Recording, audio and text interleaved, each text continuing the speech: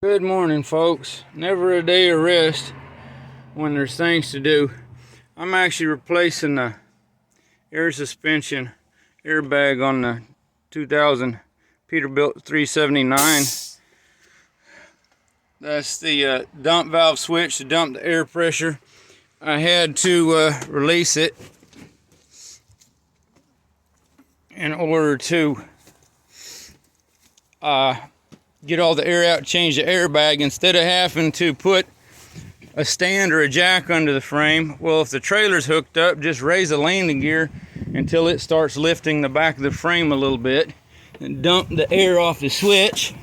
And right now what I'm trying to do is let the air line up the bolt for me, and hopefully there it went, while it's inflating so that I didn't have to stretch out the new airbag here.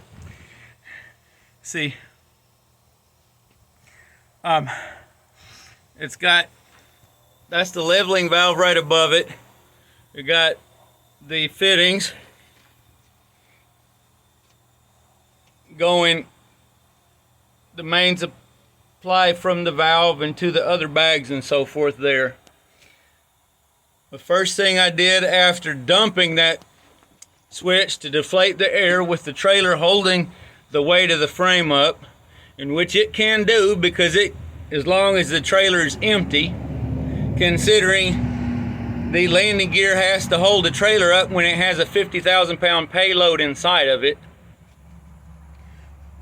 or on it, whatever the case. As soon as the air is dumped, I take both of these lines off and loosen this fitting here with a wrench. It wasn't able to turn enough because this bracket, but I got enough loose that I didn't have to struggle once it was down on the ground, removed from the truck.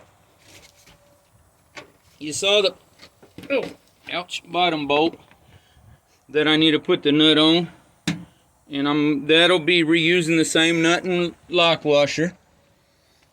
Up top, this one came with new bolts here because this one is metric. The original was standard, or old one, whatever the case. The truck is about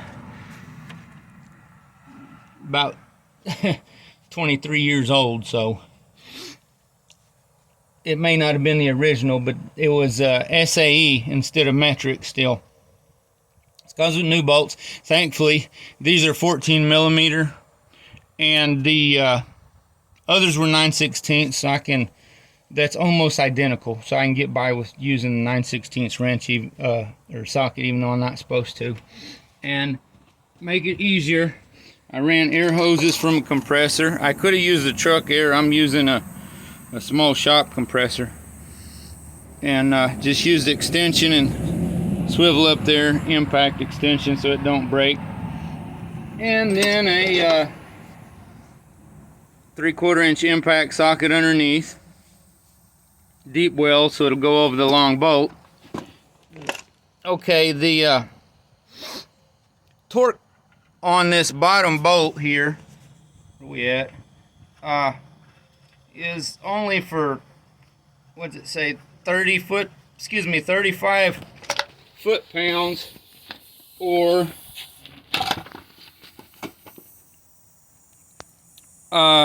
see, 47 Newton meters if it's a 1/2 inch, what this one is, or if it's M12, 30 foot-pounds, or 41 Newton meters. And normally I wouldn't stick the tag and all this on an old airbag. This one had a slow leak at a certain position, and so of course it needs replaced because it's leaking.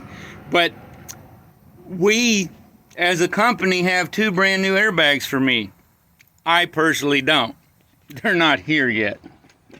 So I'm gonna dust this one off with a rag and put it in the plastic bag that the new one came in, and stuff it under the sleeper bunk where the spare new one was being carried, just in case. So I've got a new one here that I might have shown replacing in the past. That one over there, I can't remember if it's new or not. I think maybe it is. That one absolutely is not. And it looks to be in the worst condition, but it never leaks that I have found yet. Not even where it's got a rough spot because of grease slings on it and has deteriorated the rubber. So that's just what was done here. I'm going to lower the landing gear. Now, thankfully here, this I don't have to do something with at the moment because I don't have a fitting to replace it with, best I know. This is, it says dump here if it's readable. This is from the dump switch inside. And sure enough, it was leaking here while I had air applied to it to dump the air out of this valve and block off the supply air. So, under all normal operating conditions, obviously you can tell there's no leak. The only leak you hear is actually my service hose that I'm probably going to end up having to cut the end off of it here soon because I don't think it's leaking there. I don't know. But anyway, I'm not going to disconnect it right now because I got to use it as soon as I stop this little video. So yeah, my Peterbilt needs washed. Let me get it up here from underneath this shelter, and the landing gear has to go back down to let pressure on that airbag. Okay, that was in low gear, so I had enough torque to raise it, especially like if it had a load in it, for those who are unfamiliar. And then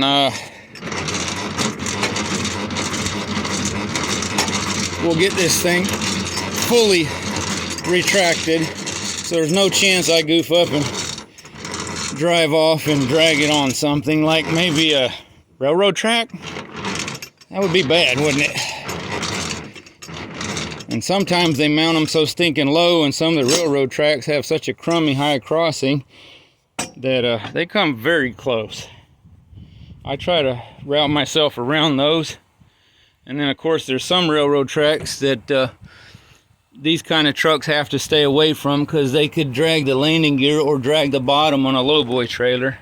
Same could go for a gooseneck like my own. So anyway, just hope you liked the little video. Brian, I'm sure you can enjoy it since I'm not ranting today yet. That was supposed to come 2 nights ago and I didn't have time. I had to finally catch a breath. So please be aware of all what's going on around you, folks. Check out the videos and playlists and so forth. And because at the end of the playlist, there's some important information added recently. The expose, the legislation. Please see the legislation last video. And also be aware there's a Supreme Court case surprisingly being heard where the Brunson brothers, 4 of them, have a suit against 385 members of U.S. Congress, as well as people from 2 different executive branches, because those members of Congress voted against what 100 other members of Congress requested an investigation into claims about proceedings that occurred in November of 2020. So if I can, I'll put it together. I think I already put a note on my community tab. So have a blessed day, and please be a blessing to others as well. Take care.